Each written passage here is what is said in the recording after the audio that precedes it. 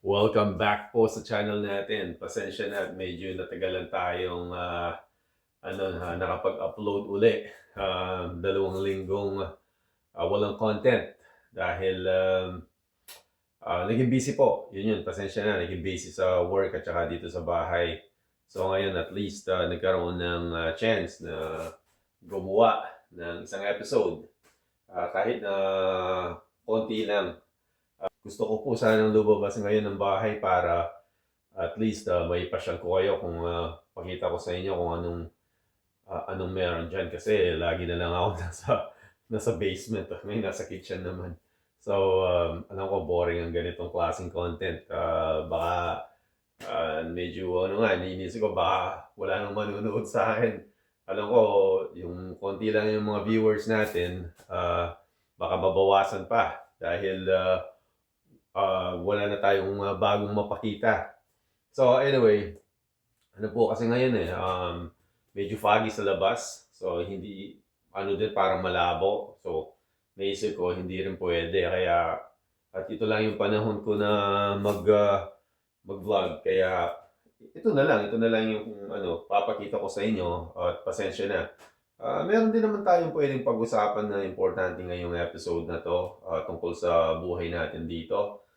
Hindi ko sigurado kung nasabi ko na sa inyo o alam na ng mga iba na nandito po tayo sa Canada, sa Ontario. Gusto ko lang magkwento ng buhay natin dito bilang isang Filipino. Alam ko pa madami ng mga videos dyan sa mga ibang YouTubers na kinakwento nila yung buhay nila dito sa Canada. And kadalasan po yung nakikita ko yung sinasabi nila na mahirap po yung buhay sa Canada. Yung, parang ganun yung lagi kong na napapanood yung siguro siyempre po yung especially yung mga uh, kababayan natin na bagong dating lang. Siyempre yung nag-a-adjust sila dito, talagang ganun po. Mahirap nga, totoo nga yung sinasabi nila. Pero depende din po sa sitwasyon kasi meron po tayong mga kapwa Filipino na bagong dating dito. Pero yung mga swerte at maganda na kagad yung trabaho nila. No? So meron din tayong mga kababayan na dito na lumaki at matagal na po sila dito at hirap pa rin sila. So depende po kasi sa sitwasyon. Ang totoo niyan, para sa akin, siyempre, once again, opinion ko lang po to. Um, Dapat talaga meron ka pong diskarte.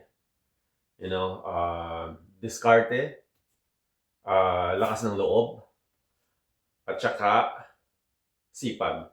Yun po yung mga kailangan natin yung kung ay dadaan lang natin siyempre sa puro sipag, trabaho ka ng trabaho, kikita ka ng pera pero hindi po sapat, kulang. Kasi lalo na dito, ang pinakamahal talagang gastusin dito sa lugar na to o kahit sa ibang lugar, alam ko ganoon din siguro. Ano po, bahay, rent ng apartment o kung nagbabayad ka ng mortgage, ganun. So once again, iba-iba po yung sitwasyon. Kung halimbawa sabihin nating kabibili mo lang ng bahay last year, siguradong mataas ang mortgage mo, mataas ang bayad mo. Pero kung halimbawa bumili ka naman ng bahay, sabihin nating, 15 years ago, medyo okay ka, hindi ka hirap. Ganun. Or kung halimbawa nagre-rent ka lang ng apartment at kung yung apartment na yun nakuha mo medyo matagal-tagal na, mura po yun compare sa kakakuha mo lang ngayon. So, kaya iba-iba po yung sitwasyon, no? Sweldo natin hindi rin hindi talaga tumataas. Kapag tumaas yung minimum wage, sasabay na yung mga ibang presyo ng bilihin. Tataas din. So, ganun po yung dito. So, kailangan meron kang diskarte. When I say diskarte, yung ano po, yung dapat meron kang mga bagay na uh, alam gawin, kumbaga. Kasi dito po mahal yung labor, yung bayad ng labor. Kung halimbawa mekaniko ka, meron kang regular job na 9 to 5, tapos kapag weekend, kaya mong magayos ng mga kotse dahil mekaniko ka. kahit yung mga simpleng ano lang, bagay na pwede mong gawin, i-offer sa mga nangangailangan ng ganong klaseng service. Malaki po yun. Pwede kang magtrabaho, ano yun, for cash. O kaya yung halimbawa nagre-renovate ka ng bahay, yung mga gumagawa ng mga ganito, yan. Ganyan. Madami po tayong mga kaibigan na kaya nilang gawin yan. At, o yung halimbawa kapag summer, yung kaya nilang magtayo ng mga bakod, yung mga fence, dyan sa labas. Yun. Madami po yung pwede mong gawin eh. Kung meron kang alam, gaya ng sabi ko, diskarte, sipag, at ang lakas ng loob na inisip mo na kaya mo matutunan gano'n, yun, pwede kang magkaroon ng extra cash. Malaking tulong din po yun. Anyway, ngayon pong episode na to, dahil ano na, alam ko nagkakape pa ako pero malapit ng mag-alas 12. Wala pa tayong ulam. So, magluluto po tayo. Ito po yung naisip kong lutuin ngayon. Alam ko lagi kong niluluto. Ito sitaw. Ito, pakita ko lang sa inyo yung presyo ng sitaw. Kagaya nito po, sitaw to. No, ito yung dark. Meron dalawang klase kasi ito eh. Ito yung mas green talaga siya. Dark green siya. So, ito po, $5.60. So, hindi ko alam kung sa Pilipinas kung magkano ang presyo nito. Ito, nakikita nyo kung gaano siya kadami yan. So, mga mahigit 200 po ito. 200 pesos. No? Sa pera natin. Hindi ko alam kung mahal ba yun o mura yun. Pero dito po, para sa akin, mahal eh. Pero, ito yung isa sa mga paborito natin. Kaya kahit na medyo may kamahalan, linuluto pa rin natin kasi masarap. So, samahan nyo ako, papakita ko sa inyo na kung paano lutuin to. Alam ko, siguro mas magaling kayo sa akin, pero ito yung vlog natin ngayon eh, di ba? So, tara!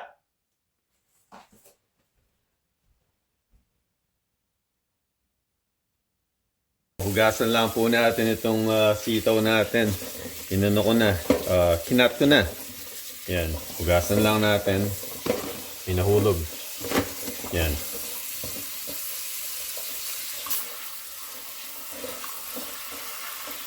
So, magluluto din po tayo ng pork chop. Lalagay po natin dito sa air fryer. Yan. At hindi ko po alam kung yung iba sa inyo ginagawa to, pero ito pong linalagay ko, sinigang mix. Lalagyan ko lang siya ng ganyan. Yan. So, ano po siya? Medyo, syempre, medyo maasim siya na medyo maalat-alat. Ganun. So, yan, ganyan lang po. Yan. Siguro, yan. Okay na yan. Tapos, ilalagay ko lang po siya sa air fryer. Hindi ko po alam kung nasubukan nyo na yan. Pero, nung first time kong marinig niyan, parang hindi ako gaano sigurado. Pero, masarap naman. Ito po natin siya ilalagay. Yan, siguro 20 minutes. Yan.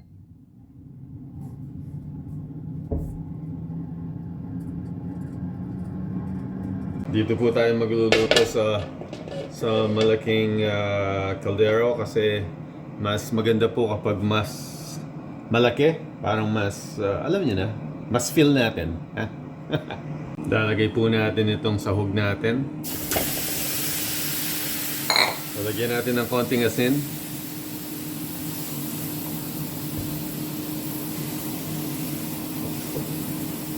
Konting tubig para lumambot na. Yan, hayaan lang natin hanggang lumambot.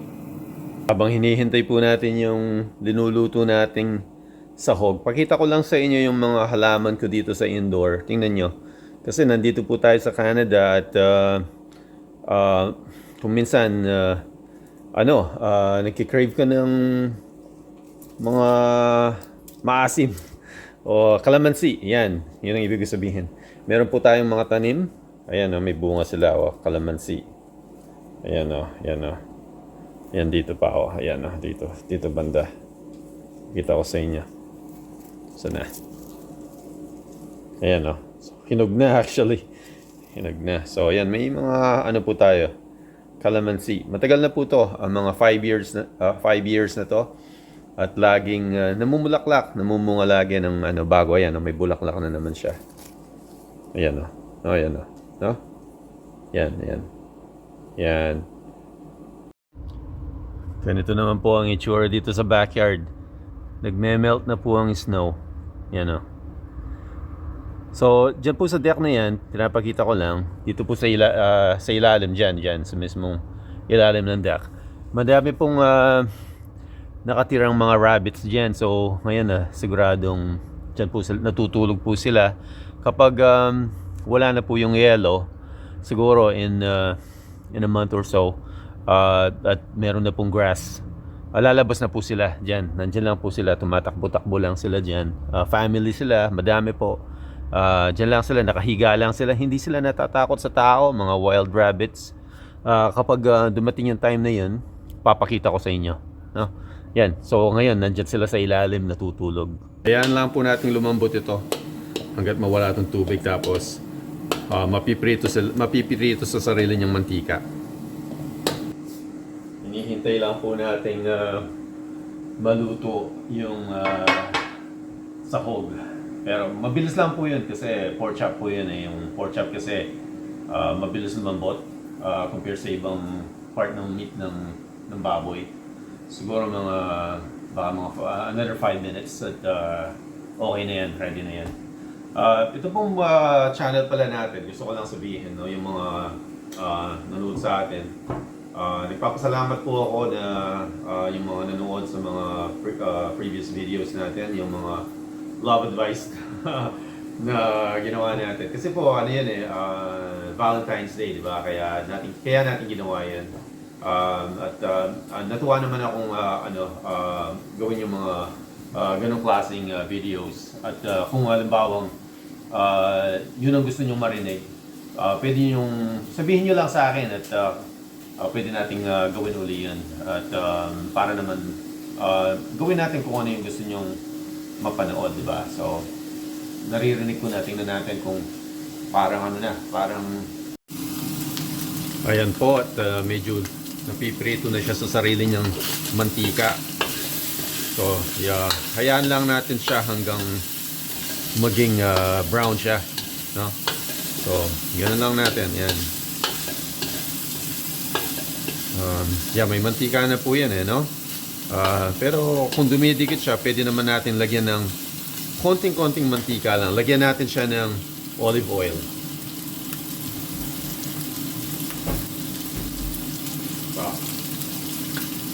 Siguro konti lang, konting olive oil lang. Yan, para lang hindi dumikit. Yan. No? Ayan.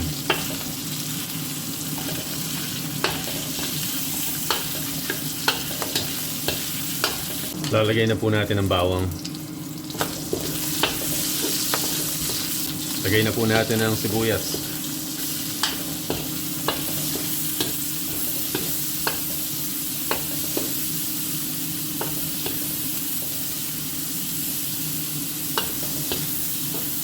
Lagay na natin ang sitaw.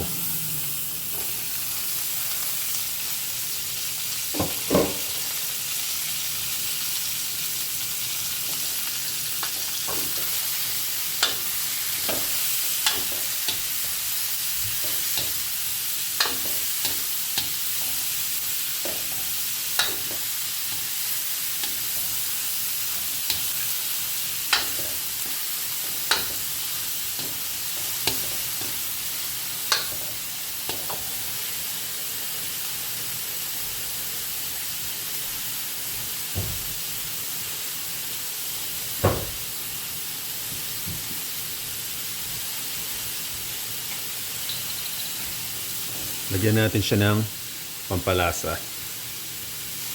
Konti lang.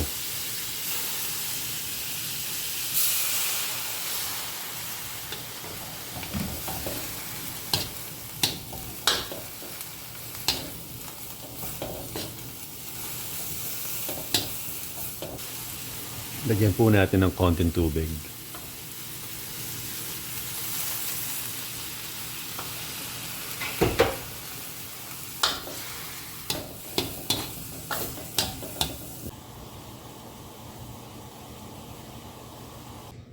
Ayan, luto na po ang ginasang sitaw natin. Tikman natin.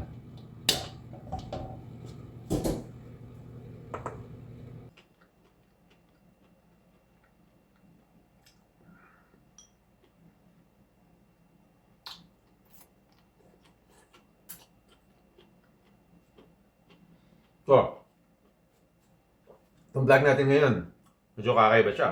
Kasi pasensya na, medyo ginutom, nagluto, medyo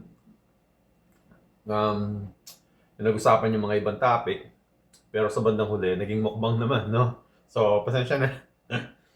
Nagutom lang talaga. Pero sa susunod, gusto ko sanang alis tayo dito, hindi tayo sa loob ng bahay. Okay, so gawin natin ang susunod na episode sa labas ng bahay para naman maiba. Okay? Salamat po sa panonood. Ingat kayo lagi.